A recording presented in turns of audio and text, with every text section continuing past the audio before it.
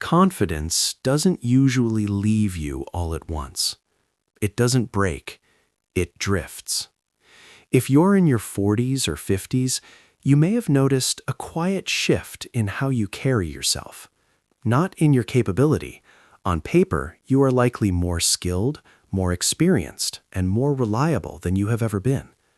But there is a specific kind of internal erosion that happens at this stage of life. You find yourself hesitating in meetings where you used to lead. You feel a low, formless anxiety when looking at the next decade. You start to wonder, quietly, whether your best work is behind you rather than ahead. This isn't a midlife crisis. It's something more structural, and understanding the structure is where the reset actually begins. In your 20s and early 30s, confidence was fed by a very specific kind of fuel, velocity. You were hitting milestones for the first time, the promotion, the new title, the visible progress. These were external mirrors reflecting a clear image of your value back to you, constantly, reliably. But in midlife, the mirrors change. Promotions become less frequent because you're already near the top. The novelty of your field has worn off.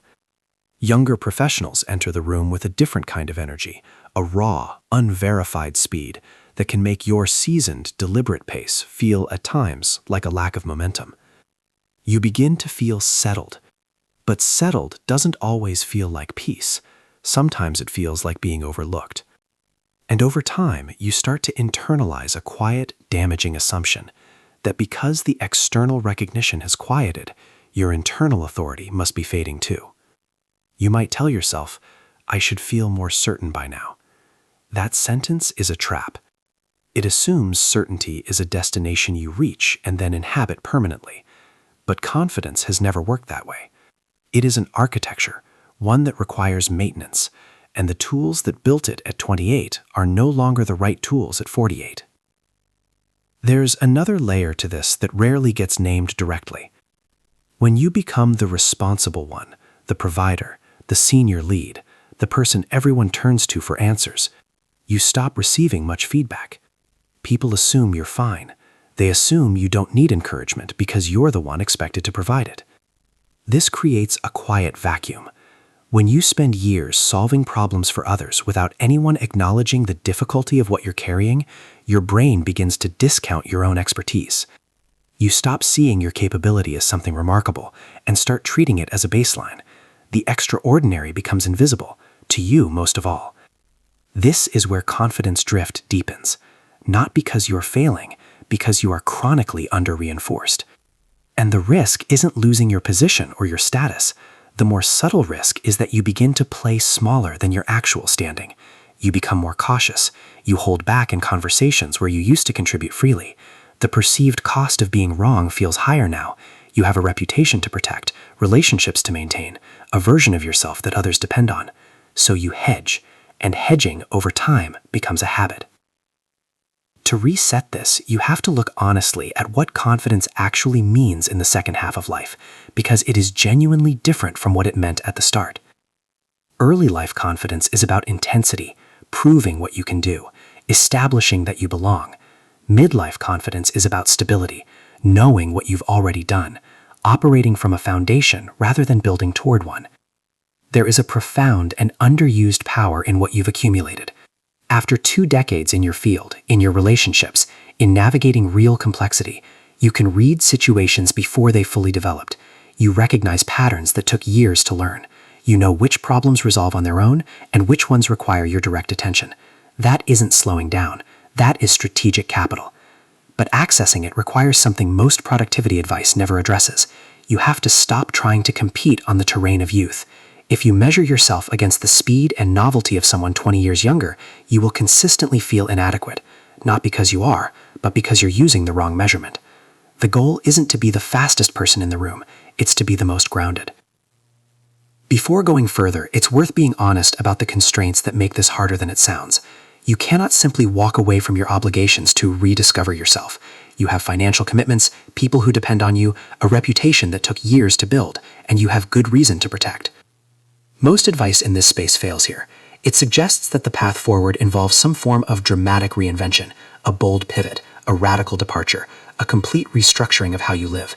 For most people at this stage, that isn't wisdom. It's a fantasy that hasn't accounted for actual life. What actually works is smaller, more precise, and because of that, more sustainable.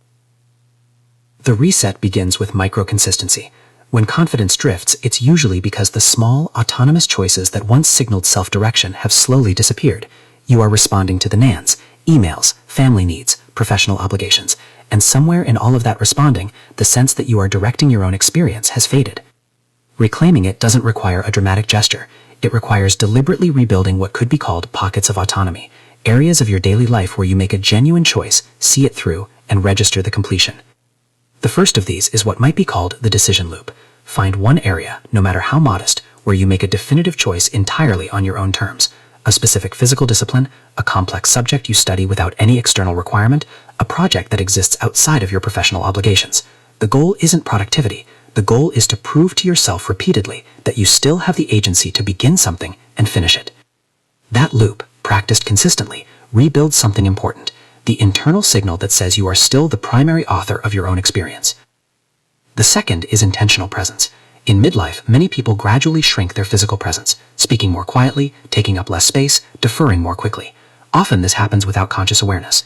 Reclaiming your physical space, sitting fully rather than perching at the edge, speaking at a measured pace rather than rushing to be brief, holding eye contact rather than deflecting it, sends a continuous biological signal to your own nervous system.